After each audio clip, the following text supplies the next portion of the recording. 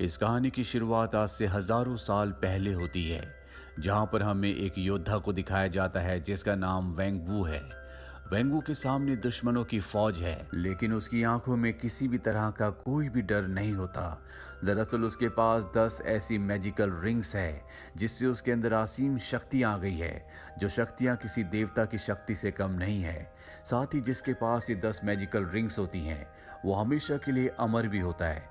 और अब उन मैजिकल रिंग्स की मदद से वो दुश्मनों का सफाया करना शुरू कर देता है। और इसी तरह से जिंदगी जीते हुए आज उसे कई हजारों साल हो चुके हैं और वक्त आता है सन 1996 का, जहां पर अब वेनवू की एक ऑर्गेनाइजेशन है जिसका नाम 10 रिंग्स है, जिस ऑर्गेनाइजेशन का लीडर वेनवू है।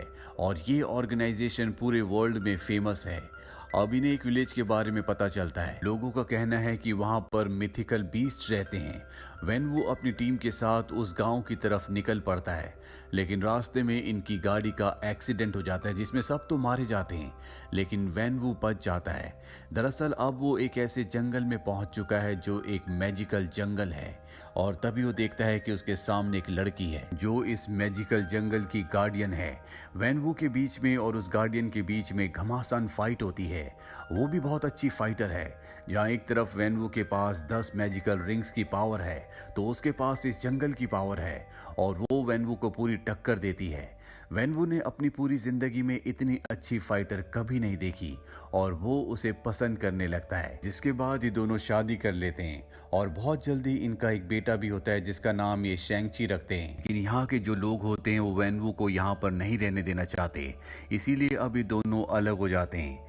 वहीं पर अब सेंची थोड़ा सा बड़ा हो जाता है, और उसकी मॉम उसे बताती है कि तुम्हारे पिता बहुत बड़े योद्धा थे, उन्होंने मुझसे शादी की जिसके बाद तुम इस दुनिया में आए।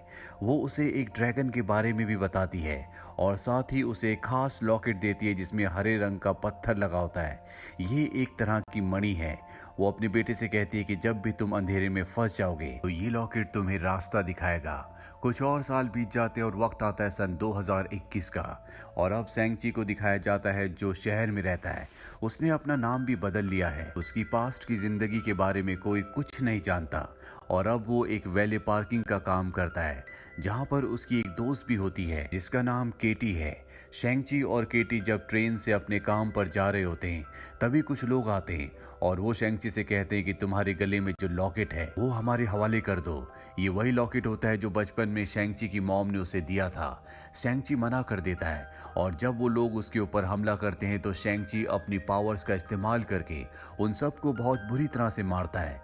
ये देखकर उसकी दोस्त केटी पूरी तरह से हैरान हो जाती है, क्योंकि आज से पहले उसने कभी शेंगची को लड़ते हुए नहीं देखा। और अब यहाँ पर रेजर फीस्ट भी आ जाता है जिसका एक हाथ नहीं होता, उसके एक हाथ की जगह तलवार यानी कि ब्लेड होती है, जो कि बहुत ही खतरनाक होती है, और वो शेंगची के ऊपर हमला कर देता है।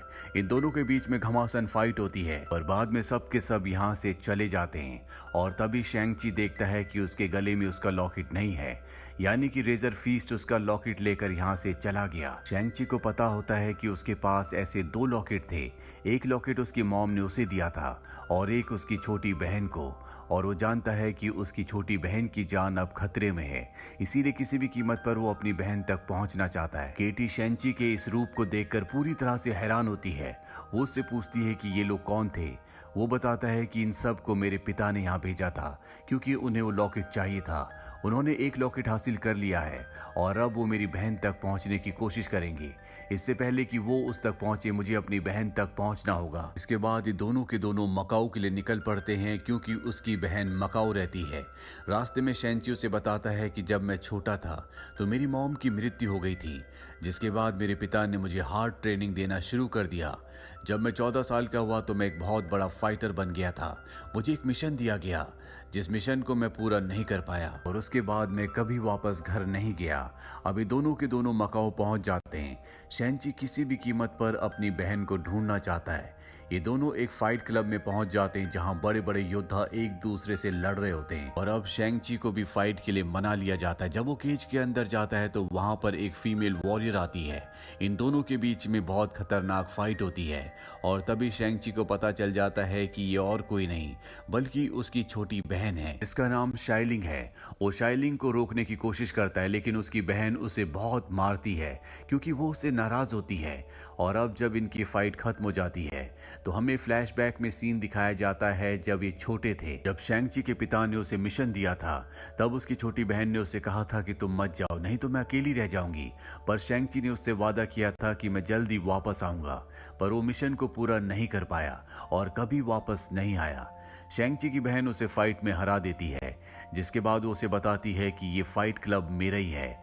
शैंग-ची उसे कहता है कि अगर तुम इतनी पावरफुल थी तो तुमने मुझे यहाँ पर क्यों बुलाया, तुमने मुझे पोस्ट कार्ड क्यों भेजा। दरअसल शैंग-ची को एक पोस्ट कार्ड मिला होता है जिसमें बचपन में उसकी मॉम जो उन्हें ड्रैगन की फोटो बनाकर दिखाया करती थी उसी तरह का ड्रैगन बना हुआ था, और उसे ऐसा लग रहा था कि उसकी बहन ने उसे पोस्ट कार्ड भेजा है। और अब शैंग-ची की बहन उसे बताती है कि मैंने तुम्हें पोस्ट कार्ड नहीं भेजा, ये हमारे पिता की चाल है। और अब यहाँ पर एक बार फिर से उसके पिता के आदमी आ जाते हैं जिसमें रेजर फीस्ट भी होता है और एक और होता है जिसका नाम डेथ है। अब इनके बीच में फाइट होना शुरू हो जाती है और इसी फाइट के दौरान शैंग-ची की बहन के गले से डेथ उस लॉकेट को ले लेता है। वो यहाँ से निकलने वाला होता है कि शैंग-ची उसके ऊपर हमला कर देता है। इन दोनों के बीच कुंग-फू फाइट होती है, लेकिन शैंग-ची उससे भी ज्यादा स्ट्रांग है क्योंकि शैंग-ची ने बचपन से इसी तरह की कलाओं की ट्रेनिंग ली है और शैंग-ची इससे पहले कि डेथ को मारता। यहाँ पर शैंग-ची के पिता वेंग-वू आकर उसे रोक लेते हैं। वो शैंग-ची से कहते हैं कि मुझे पता था कि मेरा कोई भी योद्धा तुम्हें नहीं हरा सकता क्योंकि तुम मेरे बेटे हो। और इसके बाद वेंग-वू अपने दोनों बच्चों को और केटी को हेलीकॉप्टर से उस जगह ले जाते हैं जहां पर वो खुद रहते हैं। उनकी अब एक बहुत बड़ी टीम है जिसमें बहुत सारे फाइटर्स हैं। दरअसल बचपन में जब शैंग-ची की मॉम की मृत्यु हो गई थी तो उसके पिता ने कभी भी अपनी बेटी के ऊपर ध्यान नहीं दिया, ना ही वो उसे फाइट सीखने देते थे। हालांकि वो फाइट करना चाहती थी, और जब शैंग-ची मिशन से वापस नहीं आया तो उसकी बहन ने घर छोड़ दिया और मकाओ चले गई। अब रात को ये सब के सब डिनर टेबल पर बैठे होते हैं। शैंग-ची के पिता अपने दोनों बच्चों को बताते हैं कि मैं जब तुम्हारी मॉम से मिला तो मैं उनकी फाइटिंग कला से बहुत ज्यादा प्रभावित हो गया। इसके बाद मैंने अपनी रिंग्स की शक्तियों का इस्तेमाल करना छोड़ दिया और मैंने अलग अलग कलाएं सीखी, लेकिन उस जगह से जहां तुम्हारी मॉम रहा करती थी हम दोनों को निकाल दिया गया, जिसके बाद तुम्हारी मॉम की शक्तियां भी चली गई। हम दोनों आम इंसानों की तरह जीने लगे। वेंग-वू अपने बच्चों को ये भी बताता है कि कुछ वक्त पहले मुझे एक किताब मिली जो कि जादुई किताब थी। उस किताब में उस गांव के बारे में लिखा था जिस गांव से तुम्हारी मॉम थी। वहां पर एक जादुई दरवाजा है जिसके पीछे आज भी तुम्हारी मॉम है। लेकिन शैंग-ची अपने पिता पर विश्वास नहीं करता। तभी उसके पिता उन दोनों लॉकेट्स में से मणि को निकाल लेते हैं जो उन्होंने अपने बच्चों से हासिल किए थे। वहां पर एक ड्रैगन की आकृति होती है जिसकी आंख बिल्कुल मणि की शेप की होती है, और वो उन दोनों मणियों को उसकी आंख की जगह पर लगा देते हैं, जिसके बाद उस ड्रैगन के अंदर से पानी गिरना शुरू हो जाता है और उससे एक अजीब सा मैप बन जाता है जो उस गांव के अंदर जाने का होता है जहां से उसकी मॉम बिलोंग करती थी, जहां खुद भी शैंग-ची के पिता वेंग-वू कभी जाना चाहते थे, लेकिन उन्हें वहां पर जाने नहीं दिया गया। और अब वो चाहते हैं कि उनका बेटा वहां जाए ताकि वो अपनी मॉम को छुड़ाकर वापस ले आए। वेंग-वू अपने बेटे को बताते हैं कि उस गांव तक पहुंचने के लिए एक फॉरेस्ट से होकर गुजरना पड़ता है जो कि एक मैजिकल फॉरेस्ट है, और वहां के जो ट्रीज हैं कभी भी किसी को उस मैजिकल फॉरेस्ट को पार नहीं करने देते। लेकिन अब वेंग-वू ने फैसला कर लिया है कि आज से 3 दिन बाद जब फॉरेस्ट का रास्ता पूरी तरह से सीधा हो जाएगा। दरअसल साल में एक दिन ऐसा आता है जब फॉरेस्ट का रास्ता पूरी तरह से सीधा हो जाता है और उस दिन उस फॉरेस्ट को पार किया जा सकता है। वो अपने लोगों के साथ फॉरेस्ट को पार करके अपनी पत्नी को वापस ले आएगा, और अगर उसे किसी ने रोकने की कोशिश की तो वहां पर जितने भी गांव वाले हैं वो उन सबको मार देगा। शैंग-ची को ये सुनकर अच्छा नहीं लगता। वो अपने पिता को ऐसा करने से मना करता है क्योंकि वो नहीं चाहता कि किसी का भी खून बहे। उसके पिता को गुस्सा आता है और वो इन तीनों को कैद कर देता है, जहां पर पहले से एक कैदी होता है जिसका नाम ट्रेवर है। वो बताता है कि मैं एक कलाकार था, लेकिन तुम्हारे पिता को लगता था कि मेरे अंदर शक्तियां हैं, इसीलिए वो मुझे अपने साथ ले आए। और तभी यहाँ पर एक मैजिकल क्रिएचर आता है जिसका सर नहीं होता। दरअसल ट्रेवर का अब तक ये पालतू बन चुका है। ट्रेवर इन्हें बताता है कि ये तुम्हारी मॉम मॉम के साथ उनके गांव से यहाँ तक आया था और अब ये वापस जाना चाहता है। अगर हम चाहें तो इसकी मदद से तुम्हारी मॉम के गांव तक पहुंच सकते हैं। शेंगची किसी भी तरह से अपनी मॉम के गांव तक जाना चाहता है, क्योंकि अगर उसके पिता उससे पहले पहुंच गए तो सबको मार देंगे। इसीलिए उनसे पहले पहुंचकर वो गांव वालों को अवेयर करना चाहता है। और अब यहाँ पर शेंगची अपनी बहन शाइलिंग की मदद से इस जगह से निकल जाता है, क्योंकि वो पहले भी यहाँ से भाग चुकी है। ये गाड़ी लेकर उस मैजिकल जंगल के अंदर पहुंच जाते हैं, जहाँ पर शुरू में इन्हें रास्ता नहीं मिलता, पर तभी इनके सामने एक झरना आता है। और जब ये झरने के दूसरी पार जाते हैं तो देखते हैं कि ये उस जगह पर पहुंच चुके हैं जो पूरी तरह से मैजिकल है। यहाँ पर बहुत सारे मिथिकल क्रिएचर्स होते हैं और अब ये सब के सब उस गांव में पहुंच चुके हैं जहां इन्हें पहुंचना था। गांव वाले जो होते हैं इन्हें सबको यहाँ से जाने के लिए कहते हैं, लेकिन तभी यहाँ पर एक लेडी आती है जो शेंगची की मॉम की बहन है, यानी कि उसकी आंट है। वो कहती है कि सब के सब यहाँ पर रह सकते हैं, क्योंकि बहुत मुश्किलों का सामना करने के बाद ये सब यहाँ पर पहुंचे हैं। शेंगची अपनी आंट को बताता है कि मेरे पिता जल्दी यहाँ तक पहुंचने वाले हैं। उनके पास 10 रिंग्स की शक्ति है। यहाँ पहुंचकर वो सबको मार देंगे, क्योंकि उन्हें लगता है कि आज भी मेरी मॉम जिंदा है। हालांकि वो एक बहुत बड़ी जंग में मारी गई थी, लेकिन उन्हें इस बात का विश्वास नहीं होता। और अब उसकी आंट उसे इस जगह के इतिहास के बारे में बताती है। वो बताती है कि आज से हजारों साल पहले एक क्रिएचर ने हमारे गांव के ऊपर हमला किया, जिसका नाम था ड्वेलर ऑफ द डार्कनेस। वो लोगों की सोल को उनके शरीर से खींच लिया करता था। उसने इस गांव में लगभग सभी लोगों के शरीर से उनकी आत्माओं को खींच लिया, और इसके बाद ड्वेलर ऑफ द डार्कनेस ने तय किया कि वो इंसानों की दुनिया में जाकर इंसानों के साथ भी वही करेगा जो उसने यहाँ पर किया था। और जब वो इंसानों की दुनिया में जा रहा था, तभी हमारी दुनिया के 11 महान योद्धा उसे रोकने के लिए गए, लेकिन उसकी शक्तियां बहुत ज्यादा बढ़ चुकी थी।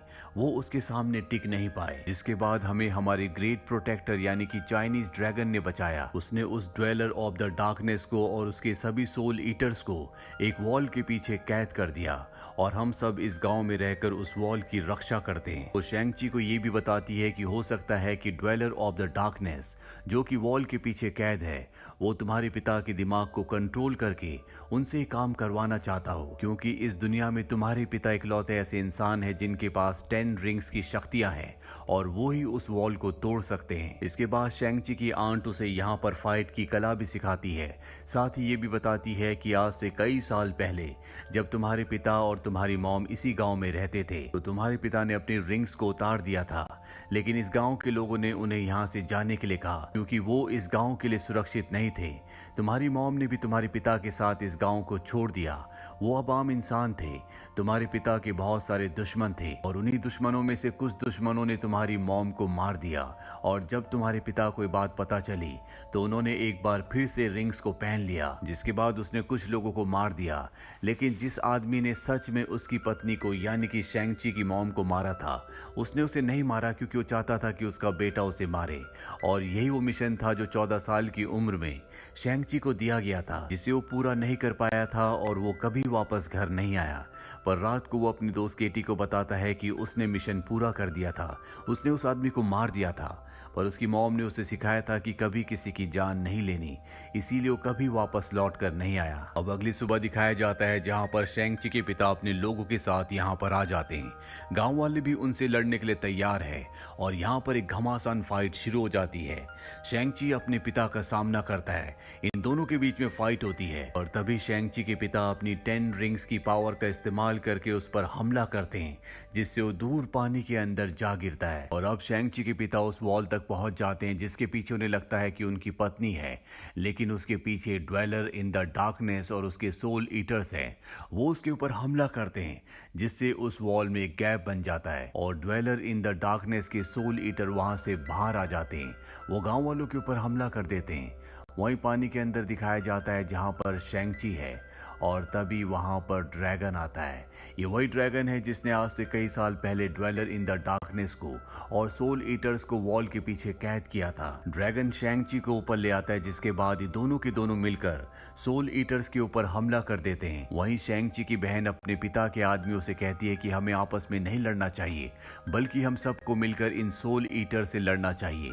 और उन्हें भी समझ में आ जाता है कि उन्हें मारना होगा, नहीं तो सोल ईटर्स इन सब की आत्माओं को खींच लेंगे। वहीं शेंग-ची को दिखाया जाता है जो एक बार फिर से अपने पिता के पास पहुंच जाता है, क्योंकि वो नहीं चाहता कि वो दीवार को पूरी तरह से खोल दे, क्योंकि अगर ऐसा हुआ तो उसके अंदर से वो विशाल क्रिएचर जिसका नाम ड्वेलर इन द डार्कनेस है वो बाहर आ जाएगा और सारी दुनिया को खत्म कर देगा। वो अपने पिता से लड़ना शुरू कर देता है और इस बार वो फाइट करने के लिए अपनी मॉम्स की फाइटिंग टेक्निक्स का इस्तेमाल करता है। उन टेक्निक्स का इस्तेमाल करते हुए उसके पिता की जो 5 रिंग्स होती है वो उसके पास आ जाती है और इस बार सारी की सारी रिंग्स लाल रंग में यानी कि आग के रंग में चमक रही होती है। यानी कि शेंग-ची के पास आने के बाद ये रिंग्स और भी शक्तिशाली हो चुकी हैं। उसके पिता ये देखकर खुश होते हैं क्योंकि वो हमेशा से चाहते थे ये रिंग्स उसे मिले जो इसका असली हकदार हो और वो यहाँ पर अपनी हार मान लेते हैं। लेकिन अब तक ड्वेलर इन द डार्कनेस भी अंदर से बाहर आ गया होता है। शेंग-ची जिसके पास अब 10 की 10 रिंग्स है, उसके पिता उसके सामने होते हैं, पर तभी वहां पर एक सोल ईटर आता है जो उसके पिता की आत्मा को खींचने लगता है। हालांकि वो ड्रैगन की मदद से उस सोल ईटर को मार देता है, पर अब उसके पिता की भी मृत्यु हो चुकी है। वहीं ड्वेलर इन द डार्कनेस जो कि बाहर आ चुका है, वो यहाँ पर सबकी आत्माओं को खींचकर अपने आप को और भी शक्तिशाली बनाना चाहता है, पर इससे पहले कि वो ऐसा कर पाता, यहाँ पर ड्रैगन की मदद से शेंग-ची उसके ऊपर हमला कर देता है, पर वो बहुत ज्यादा शक्तिशाली है। वो ड्रैगन की आत्मा को भी खींचना चाहता है। दरअसल उसने कई आत्माओं को अब कैद कर लिया है, कई आत्माओं को खींच लिया है, इसीलिए बहुत ताकतवर हो चुका है और वो ड्रैगन की आत्मा को खींचने के लिए उसे पकड़ लेता है, जहाँ पर शेंग-ची और उसकी बहन भी होते हैं। ये सब के सब फंस चुके हैं, पर तभी शेंग-ची की दोस्त केटी ड्वेलर इन द डार्कनेस के उस हिस्से पर वार करती है जहाँ पर वो सारी आत्माओं को खींचता है और जैसे ही वो उस हिस्से पर वार करती है सारी आत्माएं आजाद हो जाती है, जिससे ड्वेलर इन द डार्कनेस की पावर कम हो जाती है। ड्रैगन उसे छूट जाता है और ड्रैगन अब उसे अपनी पानी की पावर में फंसा लेता है, जिसके बाद शेंग-ची अपनी 10 रिंग्स की पावर से उसे पूरी तरह से खत्म कर देता है और इस तरह से ड्वेलर इन द डार्कनेस का खात्मा हो जाता है। यानी सब कुछ ठीक हो चुका है। इसके बाद शेंग-ची और उसकी दोस्त केटी को दिखाया जाता है जो वापस अपने शहर में पहुंच जाते हैं। वो अपने दोस्तों को ये पूरी कहानी बता रहे होते, लेकिन कोई भी उनकी बातों पर विश्वास नहीं करता। पर तभी वहां पर डॉक्टर स्ट्रेंज का साथी जिसका नाम वोंग है वो आ जाता है और वो उन दोनों को कहता है कि चलो हमारे साथ चलो, हमें तुम्हारी जरूरत है। और उसी पोर्टल से जिस पोर्टल से वो आया होता है उन दोनों को अपने साथ ले जाता है और उनके जो दोस्त होते हैं ये देखते रह जाते हैं। इसी के साथ ये फिल्म, ये कहानी यहीं पर खत्म हो जाती है। उम्मीद करते हैं कि ये कहानी आपको पसंद आई होगी।